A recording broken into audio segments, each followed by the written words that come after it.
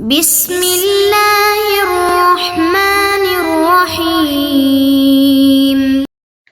بسم اللہ الرحمن الرحیم والصلاة والسلام علی اشرف الانبیاء والمرسلین اما بعد۔ معزز سامعین، کتاب الکفالہ کے مسائل کا بیان چل رہا تھا اور ہم ان مباحث کو پڑھ رہے تھے جن کے اندر 2 کفیل ہوتے ہیں اور 1 مکفول لہو ہوتا ہے۔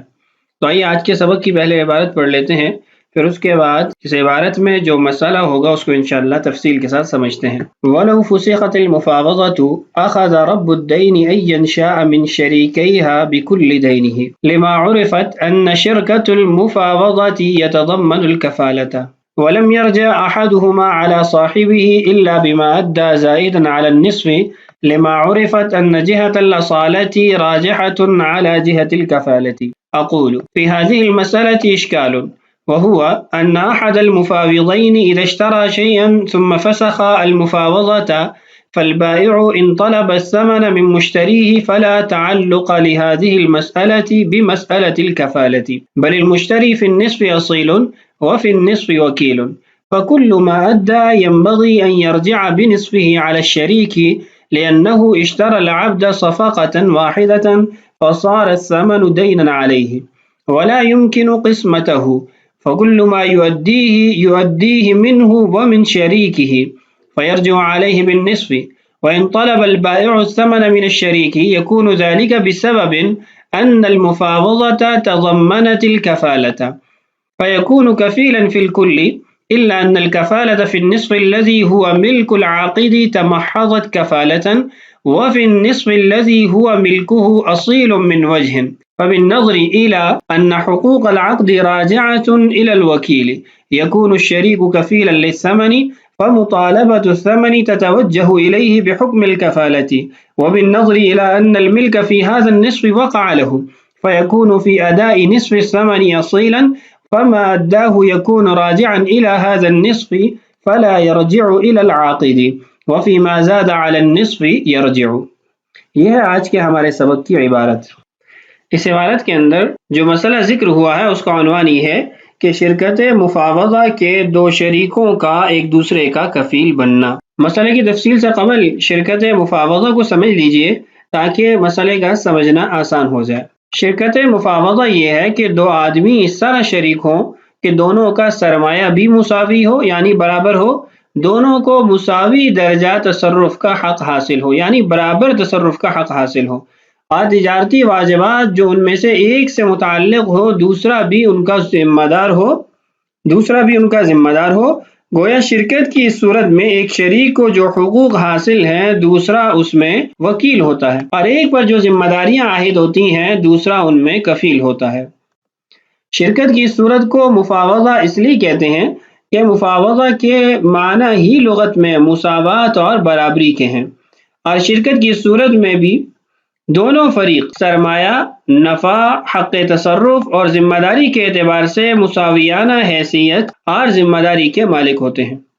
بعض حضرات کا خیال یہ ہے کہ یہ تفویض سے ماخوذ ہے کیونکہ اس میں ہر شخص اپنا حق تصرف دوسرے کو سپرد کر دیتا ہے، اس لیے اس کو مفاوضہ کہتے ہیں۔ تو یہ ہے شرکت مفاوضہ۔ اب آتے ہیں نفس مسئلہ کی طرف۔ مسئلہ یہ ہے کہ 2 افراد کی آپس میں شرکت مفاوضہ تھی، ان پر لوگوں کے قرض تھے، اسی اثناء میں شرکت مفاوضہ ختم کر دی گئی تو قرض خواہوں کو یہ حق حاصل ہوگا کہ وہ ان دونوں میں سے جس سے چاہے مطالبہ کریں، اور پھر شریکین میں سے جو بھی آدھے قرض سے زائد کی ادائیگی کرے گا تو وہ جو ادائیگی زائد ہوگی اس کا اپنے ساتھی سے، اپنے شریک سے مطالبہ کر سکتا ہے۔ آدھے قرض کی ادائیگی سے قبل واپسی کا مطالبہ وہ نہیں کر سکے گا۔ اس کی وجہ یہ ہے کہ یہاں آدھا قرض اصالتاً ہے اور آدھا قرض کفالتاً ہے، اور یہ بات پہلے بھی کئی بار گزر چکی ہے کہ اصالت اور کفالت جمع ہو جاتے ہیں تو اصالت کو ادائیگی کے اندر مقدم کیا جاتا ہے۔ یہاں تک تھا صورت مسئلہ۔ اس کا ترجمہ کر لیتے ہیں، اس کے بعد شارح رحمہ اللہ کی طرف سے جو اس پر اشکال ہے اس کو بھی انشاءاللہ پڑھتے ہیں اور سمجھتے ہیں۔ وَلَوْ فُسِخَتِ الْمُفَاوَضَةُ أَخَذَ رَبُّ الدَّيْنِ أَيًّا شَاءَ مِنْ شَرِيكَيْهَا بِكُلِّ دَيْنِهِ۔ اگر شرکت مفاوضہ فسخ کر دی جاتی ہے تو رب الدین کو یعنی قرض خواہ کو یہ حق حاصل ہوگا کہ وہ دونوں شریکوں میں سے جس سے چاہے مکمل قرض کا مطالبہ کر سکتا ہے۔ وجہ کیا ہے؟ لما عرفت ان شرکت المفاوضۃ یتضمن الکفالۃ، یہ بات معروف ہے کہ شرکت مفاوضت کے اندر کفالت پائی جاتی ہے۔ ولم یرجع احدہما علی صاحبہ، اور ادائیگی کرنے والے کو یہ حق حاصل نہیں ہوگا کہ وہ اپنے شریک سے، اپنے ساتھی سے مطالبہ کرے الا بما ادى زائدا علی النصف، مگر یہ کہ جب وہ آدھے سے زائد کی ادائیگی کر چکے۔ کیوں؟ لما عرفت ان جہۃ الاصالۃ راجحۃ علی جہۃ الکفالۃ، اس کی وجہ یہ ہے کہ یہ بات معلوم اور معروف ہے کہ اصالت کو راجح قرار دیا جاتا ہے کفالت پر، یعنی اصالت کی ادائیگی مقدم کی جاتی ہے کفالت کی ادائیگی پر۔ یہ تو تھا نفس مسئلہ۔ آگے شارح رحمہ اللہ کی طرف سے اس مسئلے پر ایک اشکال ہے۔ وہ فرماتے ہیں کہ متن کے اندر جو یہ بات کہی گئی ہے لا یرجع احدہما علی صاحبہ الا بما ادى زائدا علی النصف، کہ ان دونوں میں سے جو بھی ادائیگی کرے گا وہ جب تک آدھے سے زائد کی ادائیگی نہیں کرے گا تو اپنے شریک سے مطالبہ نہیں کر سکتا۔ فرماتے ہیں کہ یہاں پر یہ بات مطلقاً درست نہیں ہے کہ دونوں میں سے جو بھی ادائیگی کر دے وہ آدھے سے زائد کی ادائیگی سے پہلے اپنے شریک سے، اپنے ساتھی سے مطالبہ نہیں کر سکتا۔ انہوں نے یہاں پر تھوڑی تفصیل بیان کی ہے دونوں شریکوں کی، یعنی خریدنے والے کی اور شرکت مفاوضہ کی وجہ سے مالک بننے والے کی جو حیثیت ہے، نوعیت ہے، اس میں فرق کیا ہے۔ کیا فرق بیان کیا ہے؟ فرماتے ہیں کہ دو شریکوں میں سے ایک نے کوئی چیز ایک ہی بیع سے، ایک ہی صفقہ میں خریدی، اب خریدنے والے اور شریک یعنی جو خریداری میں موجود نہیں تھا، ان دونوں کی ایک حیثیت نہیں ہوگی، یکساں حیثیت نہیں ہوگی، بلکہ ان کی حیثیت مختلف ہوگی۔ خریدار اصیل اور وکیل ہوگا، یعنی اصیل اپنی ذات کے لیے خریدنے والا، اور وکیل کے اس نے وکالت کے طور پر اپنے ساتھی کی جو اس وقت عقد میں موجود نہیں ہے اس کی وکالت کی وجہ سے خریدی ہے۔ اور جو شریک ثانی ہے، یعنی جو خریدار نہیں ہے، خریداری کے معاملے میں موجود نہیں تھا، وہ بذریعہ وکالت اصیل بن رہا ہے، یعنی مالک بن رہا ہے، اور اس پر جو دیگر ادائیگی لازم آ رہی ہے وہ کفالت کی وجہ سے ادائیگی لازم آ رہی ہے۔ اب جب دونوں کی حیثیت مختلف ہے، ایک اصیل اور وکیل ہے یعنی خریدار، اور دوسرا اصیل اور کفیل ہے یعنی شریک ثانی، تو جب ان کی حیثیتیں مختلف ہیں تو ان کی جو ادائیگی کی صورت ہوگی وہ بھی مختلف ہوگی۔ اصیل اور وکیل کی صورت میں جتنی بھی ادائیگی کی جائے گی، یعنی خریدار جتنی بھی ادائیگی کرے گا اس میں سے آدھے کا مطالبہ کر سکتا ہے، وہ اس چیز کا انتظار نہیں کرے گا کہ جب آدھے سے زائد کی ادائیگی ہوگی پھر میں اپنے شریک سے مطالبہ کروں گا۔ اس کی وجہ یہ ہے کہ اصالت اور وکالت میں وجہ ترجیح موجود نہیں ہے۔ تو خلاصہ کیا ہوا کہ خریدار جو بھی ادائیگی کرے گا اس کو یہ حق حاصل ہے کہ شریک سے اس کا آدھا وکیل ہونے کی حیثیت سے لے لے، اس پر نصف ادائیگی کی قید نہیں لگائی جائے گی۔ البتہ اگر شریک ادائیگی کرتا ہے تو وہ نصف ادائیگی سے قبل مطالبے کا حق نہیں رکھتا۔ اس کی وجہ یہ ہے کہ اس کی حیثیت اصیل اور وکیل کی نہیں ہے، اس کی حیثیت اصیل اور کفیل کی ہے، اور جب اصیل اور کفیل یہ دو حیثیتیں اور نوعیتیں جمع ہو جائیں تو ہم یہ قاعدہ بارہا پڑھ چکے ہیں کہ اصالت اور کفالت جب جمع ہو جاتے ہیں تو اصالت کو وہاں پر ترجیح دی جاتی ہے، پہلے اصالت کی ادائیگی ہوتی ہے پھر کفالت کی ادائیگی ہوتی ہے۔ تو جب تک آدھی ادائیگی اصالت والی نہیں ہوگی کفالت والی ادائیگی شروع نہیں ہوگی، تو جب تک کفالت والی ادائیگی نہیں ہوگی تو وہ اپنے ساتھی سے مطالبے کا حق بھی نہیں رکھتا۔ تو خلاصہ اس پوری بحث اور اشکال کا یہ ہے کہ شارح رحمہ اللہ کے نزدیک اگر تو شرکت مفاوضہ کے اندر خریدنے والے سے پیسے وصول کیے جا رہے ہیں تو وہ جتنی بھی ادائیگی کرے گا وہ اپنے شریک سے اس کا مطالبہ کرے گا، اس کا آدھا اس سے وصول کرے گا۔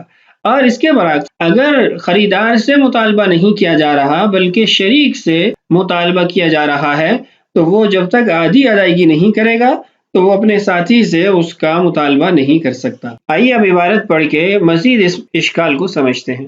اقول میں کہتا ہوں، یعنی صاحب شرح وقایہ فرماتے ہیں، فی هذه المسألة اشکال، اس مسئلہ کے اندر ایک اشکال ہے۔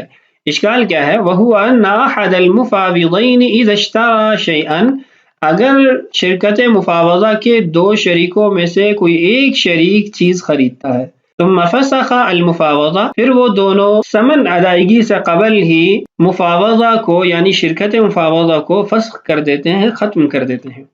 فالبائع ان طلب الثمن من مشتریہ فلا تعلق لهذه المسألہ بمسألة الکفالۃ۔ فرماتے ہیں کہ اس صورت کے اندر اگر ثمن کا مطالبہ، قیمت کا مطالبہ بائع مشتری سے کرتا ہے جس نے خود خریداری کا معاملہ کیا ہے، تو اس صورت کا کفالت کے باب سے، کفالت کے مسئلے سے کوئی تعلق نہیں ہے، اس لیے کہ اس کے اندر اصالت اور وکالت پائی جاتی ہے، اس کے اندر اصالت اور کفالت نہیں پائی جا رہی۔ بل المشتری فی النصف اصیل، مشتری جس نے خریدی ہے چیز وہ آدھے مبی میں اصیل ہے، آدھی ادائیگی بطور اصالت کرے گا، مالک کرے گا۔ وفی النصف وکیل، اور جو بقیہ نصف ہے اس کی ادائیگی وکالت کے طور پر کرے گا۔ فکل ما ادى ينبغي ان يرجع بنصفه على الشریک، تو وکالت کے طور پر جو مال لازم ہوتا ہے تو اس کو یہ حق حاصل ہوگا کہ جتنی بھی ادائیگی کرے اس کے آدھے کا اپنے شریک سے مطالبہ کر سکتا ہے۔ لأنه اشترى العبد صفقة واحدة، وجہ یہ ہے کہ اس نے ایک عقد کے اندر غلام کو خریدا ہے۔ یہ ایک مثال دی ہے غلام کی، تو جب صفقہ ایک ہے تو اس کی ثمن کی تقسیم تو نہیں ہو سکتی۔ فصار الثمن دینا علیہ، اب ثمن وہ دونوں پر قرض ہے، یعنی ایک ایک جز اس ثمن کا وہ دونوں پر تقسیم ہے، دونوں کی طرف سے اس کی ادائیگی ہوگی۔ ولا يمكن قسمته، اور اس کو تقسیم بھی نہیں کر سکتے اس لیے کہ تقسیم عین کی ہوتی ہے، ٹھوس چیز کی ہوتی ہے، قرض کی نہیں ہوتی۔ فکل ما یؤدیہ یؤدی منہ ومن شریکہ، تو مشتری جو بھی ادائیگی کرے گا وہ اس کی طرف سے بھی ہوگی، اس کے شریک کی طرف سے بھی ہوگی۔ فیرجع علیہ بالنصف، تو آدھی ادائیگی کا اس سے مطالبہ کرے گا، اس سے وصول کرے گا۔ یہ تو تھی وہ صورت جس کے اندر خریدار سے مطالبہ کیا جا رہا ہے کہ خریدار سے مطالبہ اس کا کفالت سے کوئی تعلق نہیں ہے، وہ وکالت اور اصالت کا معاملہ ہے۔ وَإِن طَلَبَ الْبَائِعُ الثَّمَنَ مِنَ الشَّرِيكِ، یہ دوسری صورت ہے کہ اگر بیچنے والا بائع وہ ثمن کا مطالبہ شریک سے کرتا ہے یعنی خریدار سے نہیں کرتا، تو یکون ذلك بسبب ان المفاوضة تضمنت الکفالۃ، ثمن کی جو ادائیگی ہوگی یہ شرکت مفاوضت کی وجہ سے ہوگی، اور اس اعتبار سے ہوگی کہ مفاوضت کے اندر کفالت بھی پائی جاتی ہے۔ فیکون کفیلا فی الکل، وہ سارے ثمن کا کفیل بنے گا۔ اب سوال یہ پیدا ہوتا ہے کہ وہ پورے مال میں کفیل کیسے بنے گا، تو آگے اس کی تفصیل لکھی ہے۔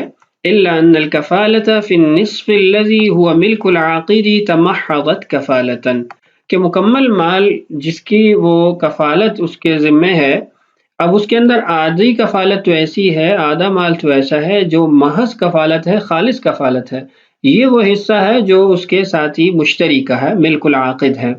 وفی النصف الذی هو ملکہ، اور باقی جو آدھا جو اس کی ملکیت میں ہے اس میں دو نوعیتیں ہیں، دو حیثیتیں ہیں، دو جہتیں ہیں۔ اصیل من وجہ، ایک اعتبار سے وہ اصیل ہے۔